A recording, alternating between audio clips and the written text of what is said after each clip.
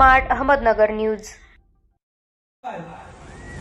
महिनाभर मी बोललेले भाषण तोडपाठ करून जरी वाक्य रचना त्यांनी तीच मांडली तरी सुद्धा मी उमेदवारी अर्ज भरणार नाही।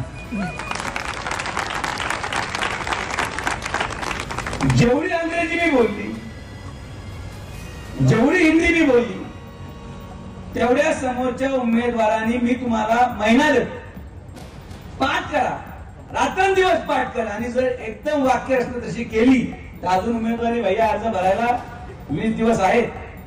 मी काय अर्ज भरायला जाणार नाही। आपण कशासाठी जातोय दिल्लीला? तिथे फिरायला जायचंय, तिथे अक्षरधामला जायचंय, तिथे वैष्णोदेवीच्या दर्शनासाठी मध्ये स्टॉक घ्यायचा आहे। आपण का दिल्लीला गेलं पाहिजे? त्यामुळे या नगर जिल्ह्याच्या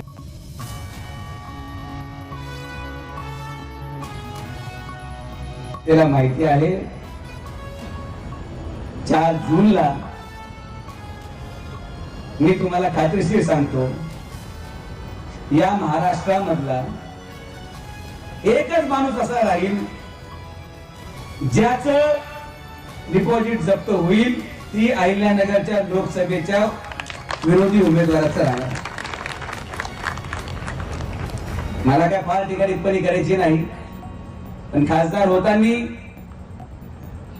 जेव्हा आमदार संग्राम भाई आमदार झाले आणि मला भेटले, आम्ही बसलो आणि मी त्यांना विनंती केली की आमदार साहेब, आपल्याला आता आपले मतभेद विसरून ज्या गोष्टीसाठी मला निवडून दिलं, ज्या गोष्टीसाठी जनतेने तुम्हाला निवडून दिलं, हे आपल्याला एकत्रित करायचं आहे।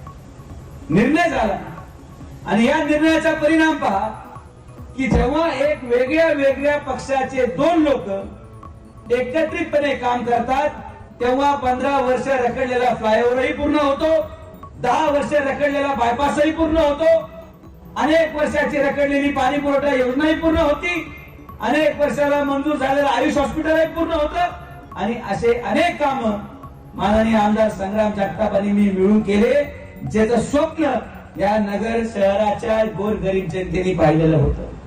हे स्वप्न पाहत असताना या नगरच्या जनतेला विकास पाहिजे होता।